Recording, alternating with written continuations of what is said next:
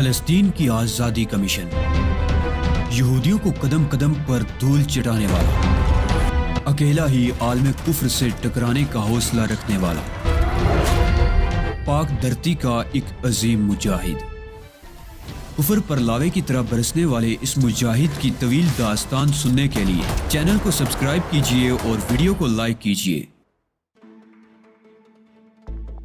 جس جگہ جیپ رکی تھی اس کے عین سامنے ایک بڑے سے غار کا دہانہ نظر آ رہا تھا، جس کے اطراف میں اونچی اونچی جھاڑیاں بکھری ہوئی تھی۔ دراز قد آدمی نے مجھ سے نیچے اترنے کے لیے کہا اور میں نے اس کے حکم کی تعمیل کی۔ غار کے دہانے میں تقریباً 10 گز تک سیدھے آگے بڑھنا پڑا تھا۔ اس کے بعد یہ راستہ بائیں سمت مڑ جاتا تھا اور یہاں خاصی کشادہ جگہ بنی ہوئی تھی۔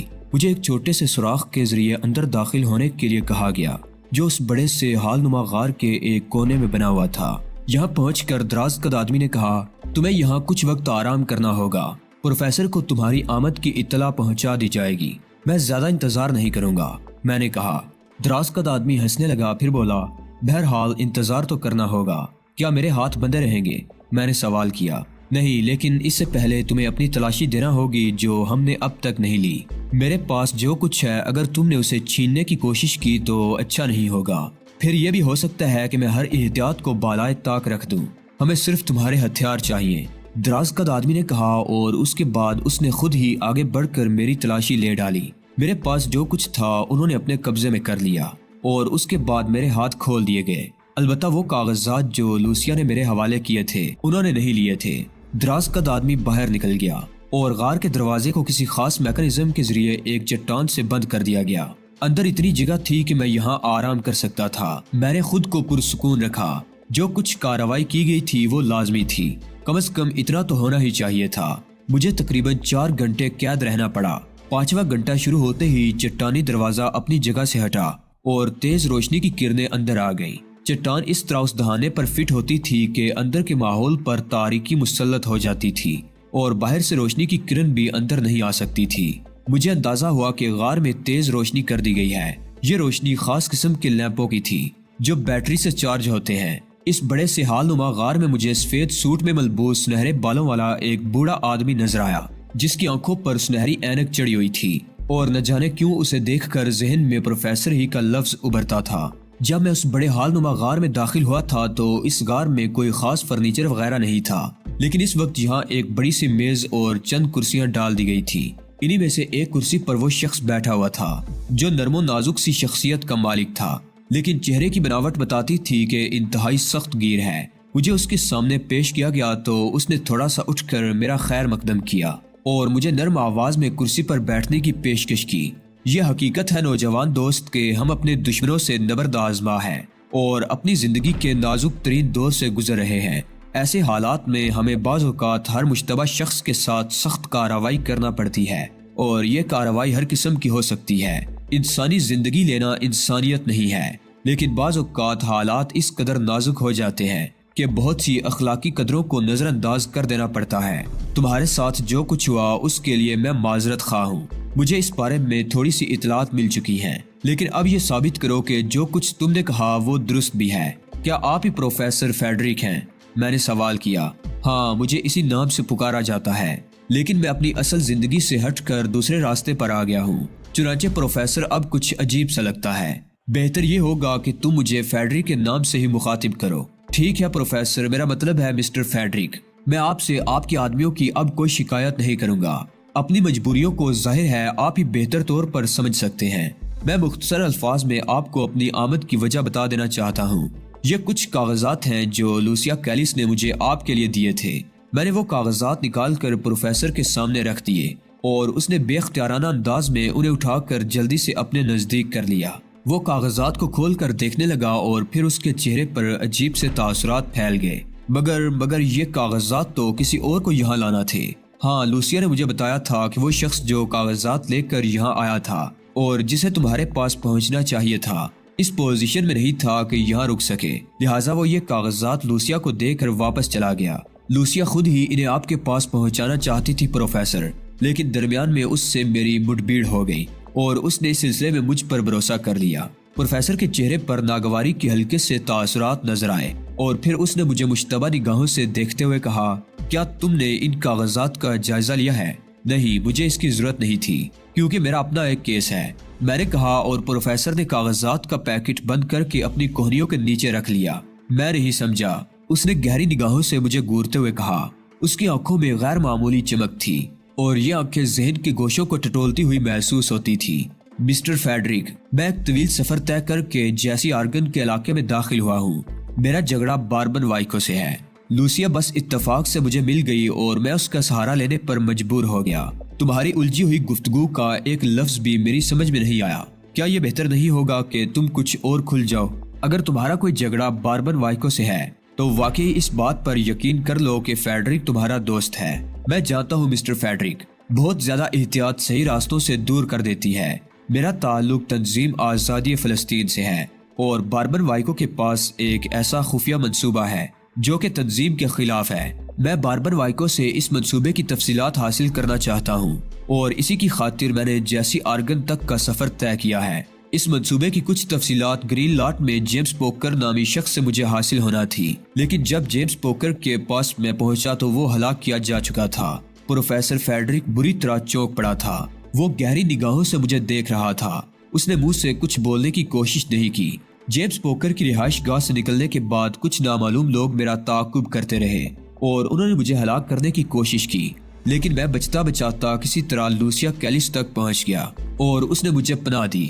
سادہ سی فطرت کی مالک اس لڑکی نے اپنی زندگی کے واقعات سناتے ہوئے پروفیسر فیڈرک کا ذکر کیا، اور جب اس نے یہ بتایا کہ جیسی آرگن میں باربن وائکو کا حریف پروفیسر فیڈرک ہے تو میرے ذہن میں یہ خیال پیدا ہوا کہ جس طرح بھی ممکن ہو سکے اس سلسلے میں آپ کی امداد حاصل کی جائے۔ جب میں نے اس سے اپنی اس خواہش کا اظہار کیا تو لوسیا نے بڑے اعتماد سے کہا کہ پروفیسر فیڈرک میری مدد کریں گے، اور اس کے بعد اس نے مجھے یہ کاغذات دے کر آپ کے پاس روانہ کر دیا۔ یہ ہے میری کہانی پروفیسر فیڈرک۔ میں نے ایک بار پھر اس کے چہرے کی طرف نگاہ اٹھائی تو اس کے نرم اور مشفق چہرے پر مسکراہٹ کی ایک ہلکی سی لکیر نظر آئی جسے میں نے متعجبانہ انداز میں دیکھا۔ یہ بھی دلچسپ بات ہے ڈیئر ڈینی ولسن کہ میں تم سے اس وقت سے واقف ہوں جب تم فیکٹری ایریا سے باہر نکل رہے تھے اور جیمز پوکر کے آدمیوں نے تمہارا تعاقب کیا تھا۔ اب میرے چونکنے کی باری تھی۔ میں نے تعجب خیز نگاہوں سے پروفیسر فیڈرک کو دیکھا اور پروفیسر فیڈرک گردن ہلاتے ہوئے بولا، ہاں، جیمز پوکر باربن وائکو کا بیگ تھا۔ باربن وائکو کے تمام خفیہ کاغذات اسی کی تحویل میں رہتے تھے اور ہمیں کچھ کاغذات کے حصول کے لیے جیمز پوکر کو قتل کرنا پڑا تھا۔ پروفیسر، آپ کو؟ ہاں، میرا خیال ہے تمام صورتحال تمہارے علم میں آ چکی ہوگی اور اب تمہیں اس بات پر حیرت نہیں ہوگی۔ اوہ، ایک گہری سانس میرے منہ سے نکل گئی۔ ایک سوال آپ سے ضرور کروں گا پروفیسر۔ ہاں، کہو۔ جیمز پوکر سے وہ خفیہ کاغذات حاصل کرتے ہوئے کیا آپ کی نگاہ کسی بلیک پلان نامی فائل پر پڑی تھی؟ نہیں، یہ کیا چیز تھی؟ وہی منصوبہ جو فلسطینیوں کے خلاف ہے۔ بہرحال مجھے اس سے کوئی اعتراض نہیں ہے۔ لوسیا کیلس ایک معصوم لڑکی ہے اور اس معصوم لڑکی نے جس اعتماد سے تمہیں میرے پاس بھیجا ہے میں اس اعتماد کو مجروح نہیں ہونے دوں گا۔ بہتر ہے میرے پاس کچھ وقت قیام کرو، میں تمہارے لیے کچھ منصوبہ بندی کرتا ہوں۔ میرے بارے میں بہت زیادہ جاننے کی کوشش بیکار ہی ہوگی کیونکہ اس سے تمہیں کوئی فائدہ حاصل نہیں ہوگا۔ مختصراً اتنا سمجھ لو کہ میں وہ سب کچھ کر رہا ہوں جس کا تصور میں نے اپنی عمر کے 45 سالوں تک نہیں کیا تھا، اور وہ جو یہ بات سنتے ہیں کہ جیسی آرگن کے ہاربن وائکو کے خلاف پروفیسر فیڈرک جیسا منحنی اور بے وقت شخص اٹھ کھڑا ہوا ہے، دانتوں میں انگلیاں دبا کر رہ جاتے ہیں، لیکن حالات اسی کا تقاضا کرتے تھے۔ تم آرام کرو، میں تمہارے لیے بہتر جگہ منتخب کر دیتا ہوں، اور یہ بھی وعدہ کرتا ہوں تم سے کہ تمہارے کام میں تساہل نہیں برتا جائے گا۔ بس یہ سمجھ دو کہ جو خطرہ تم نے مول لیا تھا اس سے تمہیں فائدہ ہی فائدہ پہنچ رہا ہے، نقصان نہیں۔ میں نے ممنون نگاہوں سے پروفیسر فیڈرک کو دیکھا اور پھر کہا، شکریہ پروفیسر، میں صرف آپ سے باربن وائکو کے بارے میں مکمل تفصیلات اور اس تک رسائی حاصل کرنے کے ذرائع حاصل کرنا چاہتا ہوں، اس کے بعد باقی کام میں خود اپنے طور پر کروں گا۔ پروفیسر پھر مسکرایا اور بولا، اس کے لیے تھوڑا سا صبر ضروری ہے، تم تنہا نہیں بلکہ ہم سب ہی تمہارے ساتھ ہیں، کیوں نہ اب ہم یہاں سے روانہ ہو جائیں؟ جیسا آپ پسند کریں پروفیسر، میں نے جواب دیا۔ پروفیسر نے مجھ پر مکمل اعتماد کر دیا تھا۔ تھوڑی دیر کے بعد ہم ان غاروں سے نکل آئے اور پروفیسر مجھے اپنے ساتھ لے کر ایک سمت چل پڑا۔ درختوں میں ایک سیاہ رنگ کی لینڈ روور پوشیدہ تھی جس کے اطراف میں 2 جیپیں بھی کھڑی ہوئی تھی۔ پروفیسر نے لینڈ روور کا دروازہ کھولا اور مجھے اندر بیٹھنے کا اشارہ کر کے خود بھی میرے ساتھ بیٹھ گیا۔ تقریباً 45 منٹ کے سفر کے بعد لینڈ روور کسی عمارت میں داخل ہو گئی اور اس چھوٹی سی خوبصورت عمارت میں پروفیسر نے میری رہنمائی ایک کمرے تک کی جو غالباً خوابگاہ کی حیثیت رکھتا تھا، اور اس میں ضروریات زندگی کی وہ تمام چیزیں موجود تھیں جن کی ضرورت پیش آ سکتی تھی۔ وہ چلا گیا اور میں ایک آرام کرسی پر دراز ہو کر اپنے آپ پر ہنسنے لگا۔ ایسے غیر متوقع واقعات پیش آ جاتے تھے کہ زندگی میں کبھی ان کا تصور بھی نہ کیا تھا۔ کہاں سے چلا تھا، کہاں آ پہنچا تھا۔ بہرحال اب میں جیسی آرگن میں تھا اور باربن وائکو مجھ سے دور نہیں تھا۔ پروفیسر کے تعاون سے میں فائدہ اٹھانا چاہتا تھا، لیکن اگر وہ کوئی مؤثر منصوبہ نہ پیش کر سکا تو پھر مجھے خود ہی سب کچھ کرنا ہوگا۔ یہی کافی تھا کہ ایسی کوئی شخصیت مجھ سے مفاہمت کر رہی تھی جس کا تعلق جیسی آرگن سے تھا۔ اپنے طور پر میں کافی بے چین تھا۔ پروفیسر کا تعاون اپنی جگہ، لیکن میں خود بھی معطل ہو کر نہیں بیٹھنا چاہتا تھا، اور کچھ نہیں تو جیسی آرگن کے علاقے کی تفصیل ہی معلوم ہو جائے تاکہ باربن وائکو کے خلاف کام کرنے میں آسانی ہو۔ لیکن پروفیسر نے مجھے زیادہ انتظار نہیں کرایا۔ دوسری شام تقریباً 6 بجے میرے پاس 2 افراد آئے اور انہوں نے پروفیسر کا پیغام دیا کہ وہ مجھ سے ملنا چاہتا ہے۔ میں تیار ہو گیا۔ پروفیسر نے ایک شاندار عمارت میں مجھ سے ملاقات کی تھی۔ اس نے مسکراتے ہوئے میرا استقبال کیا اور اپنے سامنے بیٹھنے کی پیشکش کرتے ہوئے بولا، میرے خیال میں تم خوش نصیب انسان ہو ڈینی ولسن کہ ہمیں باربن وائکو سے ملاقات کرنے کا ایک فوری موقع مل رہا ہے، لہٰذا آج رات یا کل دن میں تم اس سے ملنے کے لیے تیار ہو جاؤ۔ میں کسی تفصیلی تمہید کے بغیر تمہیں صورتحال بتاتا ہوں۔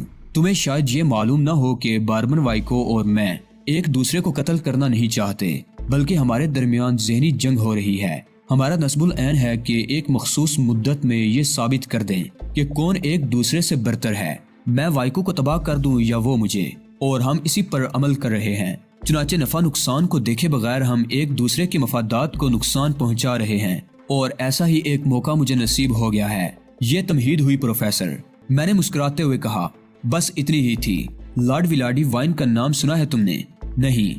لاس ویگاس کا ایک خطرناک دولت مند ہے، ایک بین الاقوامی گنڈا، خود ساختہ لارڈ، ذہنی اور جسمانی جنگ کا ماہر ہے۔ اس نے ایک بڑی کمپنی پر قبضہ کر کے ذہنی جرائم کی دنیا میں اپنا لوہا منوا لیا ہے۔ پلاٹینیم پوائنٹ کے بارے میں کچھ نہیں جانتا، لیکن اس کام پر باربن وائکو اور لارڈ وائن کے درمیان تنازع چل رہا ہے، اور اس کے تصفیے کے لیے چند نمائندے آج رات کو 1 بجے جیسی آرگن آ رہے ہیں۔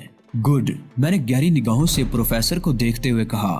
آنے والوں کی تعداد صرف 2 ہے، لیکن میری اطلاع کے مطابق لارڈ نے باربن وائکو کے کچھ ساتھی توڑ لیے ہیں جو گفتگو کے وقت وہاں چوکس رہیں گے اور لارڈ کے مفادات کی نگرانی کریں گے۔ Very good. میری آنکھوں میں چمک پیدا ہوتی جا رہی تھی۔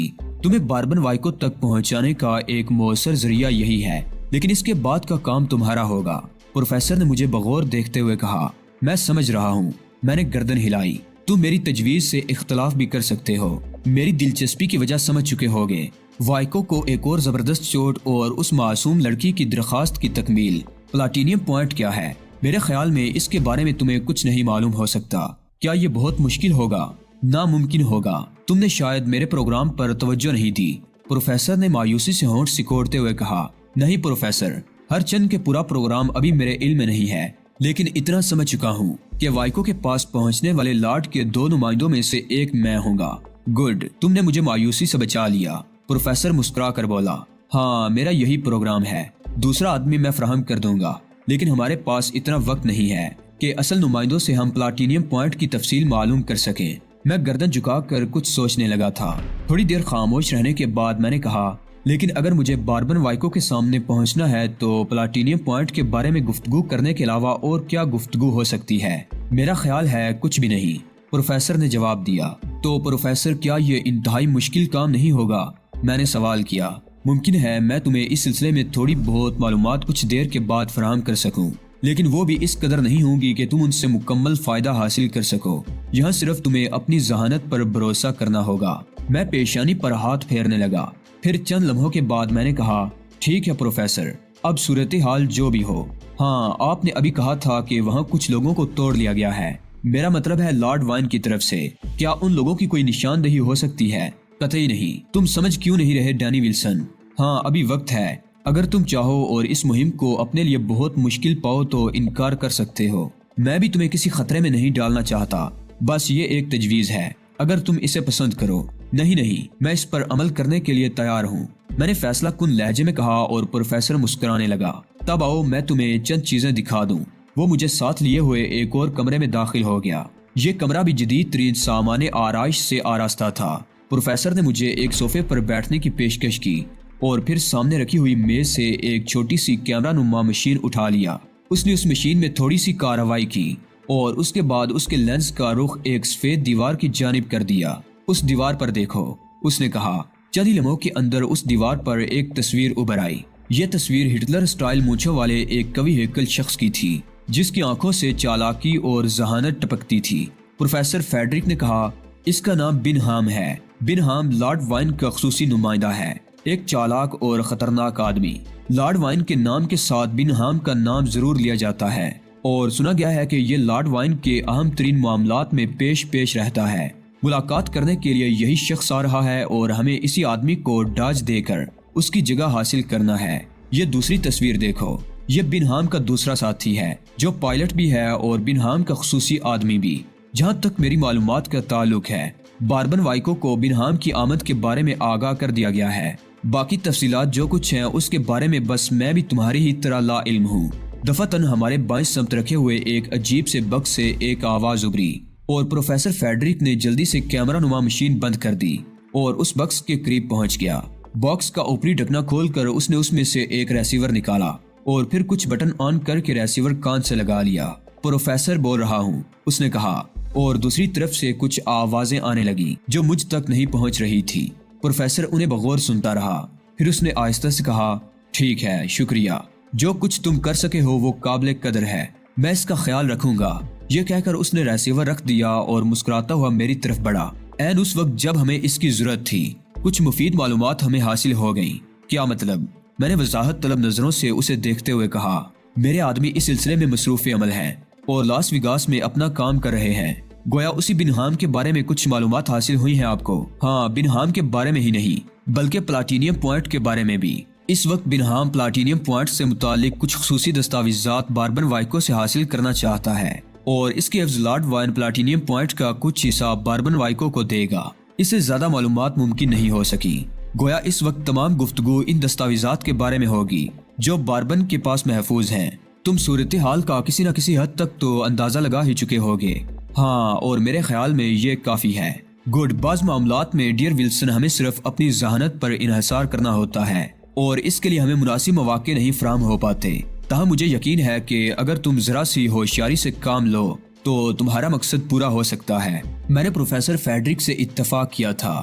تھوڑی دیر کے بعد فیڈرک مجھے وہاں سے بھی نکال کر ایک اور تیسرے کمرے میں لے گیا۔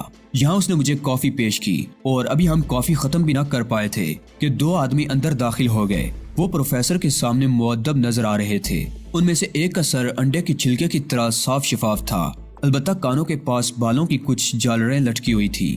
آنکھوں پر مخصوص قسم کی گول شیشوں والی اینک لگی ہوئی تھی اور اس کا چہرہ بھی خاصا مضحکہ خیز تھا، لیکن اپنے فن میں بلا شبہ وہ ماہر تھا، کیونکہ اس نے میرے چہرے پر جب میک اپ کیا تو میں 100% بنہام کی شکل میں تھا۔ میک اپ کے سلسلے میں مجھے بڑے بڑے ماہرین سے سابقہ پڑ چکا تھا، لیکن ابھی تک میک اپ کی جدید ترین شکل صرف جوشو کے پاس تھی اور اس چینی سٹائل کے میک اپ کے مقابلے میں ہر قسم کا میک اپ اب بیکار تھا۔ میں نے تعریفی نگاہوں سے اس فنکار کو دیکھا اور پھر چند تعریفی جملے کہے۔ اس دوسرے آدمی کا انتخاب بھی کر لیا گیا تھا جسے میرے ساتھ رہنا تھا۔ اس کا نام پال میسن تھا۔ وہ ایک چاقو چوبند آدمی تھا اور پروفیسر نے اسے میرے مشن کے بارے میں تفصیلات بتا دی تھی۔ چنانچہ اس شخص کو اس دوسرے آدمی کی شکل دے دی گئی جسے بنہام کے ساتھ آنا تھا۔ تمام کاموں سے فارغ ہونے کے بعد پروفیسر گھڑی دیکھتا ہوا میرے ساتھ اسی کمرے میں آ بیٹھا جہاں اس نے مجھ سے ملاقات کی تھی۔ اس نے کہا، بس تھوڑی دیر کے بعد تمہیں اس طرف روانہ کر دیا جائے گا جہاں اس سلسلے کے آخری کام انجام دینے ہیں۔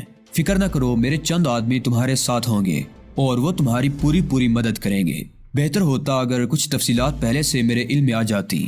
میں نے کہا، کچھ کیا؟ اب ان تمام مرحلوں سے فارغ ہونے کے بعد میں تمہیں یہی کچھ بتانے جا رہا ہوں۔ میں نے پہلے تمہیں یہ بتا دیا تھا کہ تمہیں ان دونوں کی جگہ لینی ہے۔ کس طرح لینی ہے یہ اب بتانا چاہتا ہوں۔ بنہام اور اس کا ساتھی ہیلی کاپٹر کے ذریعے جیسی آرگن کی جنوبی پہاڑیوں تک پہنچیں گے جہاں ایک ہیلی پیڈ بنایا گیا ہے۔ یہ ہیلی پیڈ 3 چٹانوں کے درمیان ہے اور عموماً باربن وائکو کے لوگ اسے استعمال کرتے رہتے ہیں، लेकिन उन चट्टानों से मुल्हिक तकरीबन निस्फ फरलांग के फासले पर एक और साफ सुथरा मैदान है। उसे भी हेलीपैड के तौर पर इस्तेमाल किया जा सकता है। गो हमने कभी ऐसा नहीं किया, लेकिन वो हमारी निगाह में बहरहाल है। मतलब प्रोफेसर, मैंने दिलचस्प निगाहों से प्रोफेसर को देखते हुए पूछा। तारीख रातें हैं, आसमान पर चांद नहीं होता बल्कि बादल छाए रहते हैं। चुनाचे रात के उस हिस्से में हेलीकॉप्टर को हेलीपैड पर उतारने के लिए नीचे से इशारे दिए जाएंगे। उन्हीं इशारों की मदद से हेलीकॉप्टर नीचे उतरेगा।